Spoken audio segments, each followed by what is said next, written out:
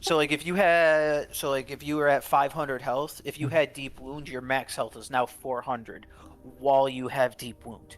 Like you could not heal out of it. Hmm.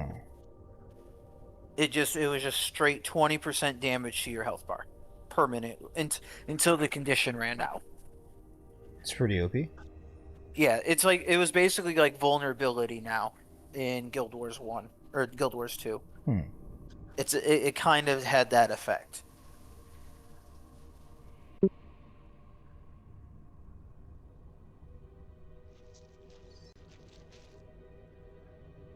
What I was hoping that they would do in Guild Wars 2 to bring back some Guild Wars 1 Mesmery stuff Mm-hmm. is bring back this skill somehow. Illusionary weaponry. Yeah.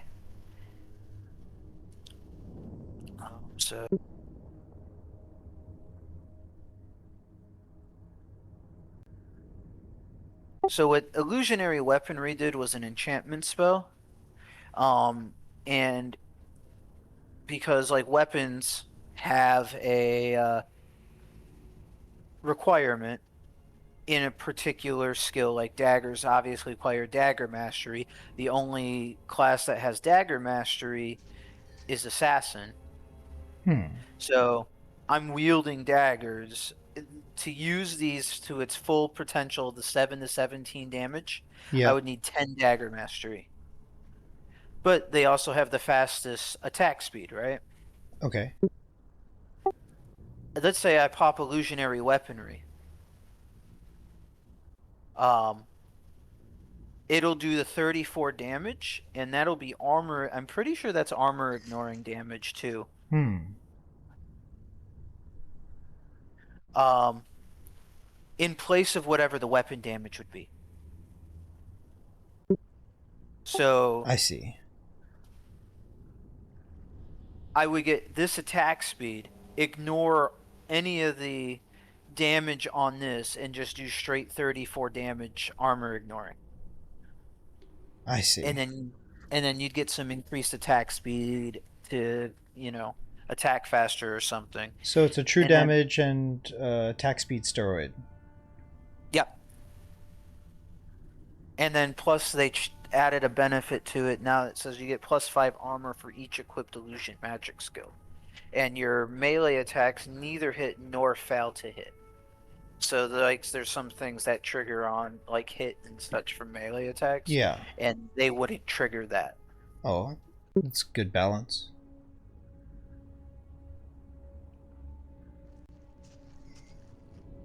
I should probably get going. I'm falling asleep and I'm not able to give you my undivided attention. What time is it? 3 hours has to, so I was almost at. I'm at 5:30, so it's 2:30 your time. Yeah. I gotta go to bed by 3. I gotta wake up early. I was supposed to be in bed 3 hours ago. Oh. I greatly appreciate you showing me this game. I could watch you play this for hours. Just run low on I energy. I kind of want to go back to playing this, but like also I get bored too. What would you do if you were to play this game again or return to this game? Like, what is it that could keep you from being bored? I would go back just to do the story again, but just for Really? the original prophecies, yeah.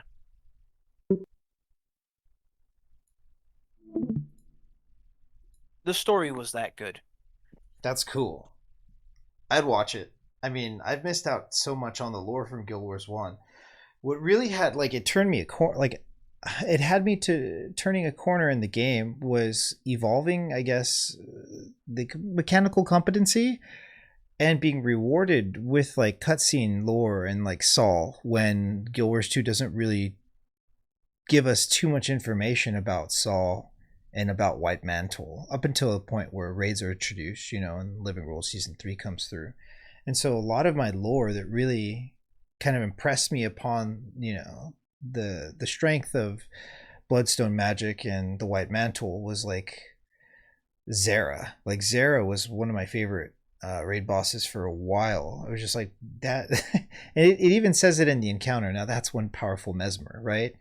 And so always kind of like looking up to Mesmer players and the complexity that was held in CS rotations, etc. And just them being the apex tank had me kind of like have more of a reverent sentiment towards like Mesmers in general. And when I saw Zera, as powerful as she was, just be represented as more of a vanguard, like, you know, having something to die for, having something to protect, it kind of helped me comprehend true believer in the game towards the villain in a way that I just never really anticipated understanding, you know, character design or the lore. And so there's so much that is really lost on me as a Guild Wars 2 exclusive player by not having experienced any of the lore or anything that you were showing me. So thank you. It's cool. You ever want to play Guild Wars 1 and do that story stuff, I'd love to watch. Just be a fly on the wall, be kind of nice. You seem to know almost everything that there is to know about Guild Wars 1, which is awesome. I spent a long time playing that game. Did you read all the books? And No, are there a lot of books? I don't. I know there are books. I don't know how many they are. I did not read them. Okay. I know one of the troubadour skills is based on. Based on the books? Yeah. Okay. Uh, but I don't know who the Dougal Keen guy or whatever his name is. But that was a book thing. Nice. Just had a thought. But if I did like a book reading for Guild Wars, just read the books on stream, that also kind of reminds me that Magic has a lot of books, I believe.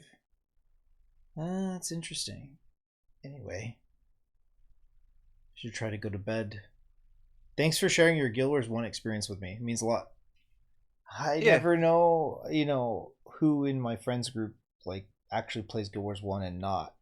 So many people have, you know, come and gone. I know a lot of the people from that clan that I mentioned in DMs. A lot of them would speak about Guild Wars 1, but I couldn't really get it. Like I couldn't really understand how similar it is to Guild Wars 2. There's really a lot of things that they got right. Not that they got it wrong in Guild Wars 2, it's just different. Last thing before I go, if Guild Wars 3 does come out, because it's more than a meme, from what I understand, it's actually, well, this is a while ago, but it's actually being talked about within the company. If Guild Wars 3 ever came out, would you play it? Maybe. Yeah, It would all depend on where I'm at in life. You know what I mean? like if you had time to take another break, it seemed like it'd be a great stint. But what an But overwhelming thing to take on. but like I would obviously need a new computer probably to play it for one and two. Like if I, Yeah. have like family and stuff time it comes out, I probably wouldn't have the time to play it. I bet you would be able to play it as technology continues to evolve, like on a Steam Deck or something mobile that you could just take with you. I mean, for God's sakes, like I don't, but I could be playing Magic, you know, on my phone. Like, I've done that. That's the only time I've actually played Magic was on the phone. so imagine if it was handheld, like Guild Wars 3 comes out, but there's like a port, and it's just, yeah, I don't know. I could see that being a thing. Yeah, I don't think it would be very good if it was that easily ported to portable. maybe you're right. I don't know what it's like for a dev team to have to port, but I do know that with AI, everything's becoming a lot more easier to manage. So, Well, my point was is Guild Wars 1 is what, 20 years old now is why they're doing the Reforged thing. oh, Uh they just came out on the Steam Deck not terribly long ago. yeah. Wait, it took 20 years to make a computer game portable. With the rise of AI, having, you know, The problem isn't going to be can they make a portable version? The problem is there going to be small enough transistors for the technology to work on a portable system to deliver an upgraded experience from where they were at with the previous Guild Wars games. And that's where the problem is. It's not so much can they export it or port it to a portable version, is the quality going to be what someone would expect it to be compared to a PC? It would be worth it, is where it's at. I imagine so. See, I have a hard time believing that because, like, even on just consoles, like the Switch was fine Yeah. and it had that portable function, but it could not process PlayStation games. Like, it does not have the ability to have the same output as a PlayStation or Xbox. Mm-hmm. And a PlayStation and Xbox can't put out what a higher end, I wouldn't even say top end, but like just above mid computer can do. Hmm. So, like, a PC game on slightly better than mid, trying to go down to basically playing on a Switch, I don't see as being a good game for if it was initially meant to just be PC. I think they would have to. Hmm. I think that they would have to sacrifice graphics in some, and bear with me, Borderlands 2 kind of art style way that more of the Chinese MMORPGs modernize and enhance the player experience in terms of FPS and bandwidth micromanagement. It would have to be some sort of concession in the graphics department that alludes to a smoother gaming experience. And probably, at least in my bias, keyboard and mouse are superior for all intents and purposes. Like when it comes to like locked in gamer glove DPS rotations for raids, and some of the more popularly advertised MMOs don't offer any kind of parallel to that locked in APM micromanagement like context. So somewhere along the schemes there has to be a way to improvise, maybe uh more mobile, more tucked away modern peripherals that enable this enhanced APM experience, because without that I really find it difficult for a game to, if ported, be able to offer the same degree of complexity, sophistication, and flow that the PC gaming experience, maintains a stranglehold on. It'd be very difficult. Maybe Neuralink is the way. I should sleep. LOL. Yeah, I'm gonna go to bed. It is 5:30.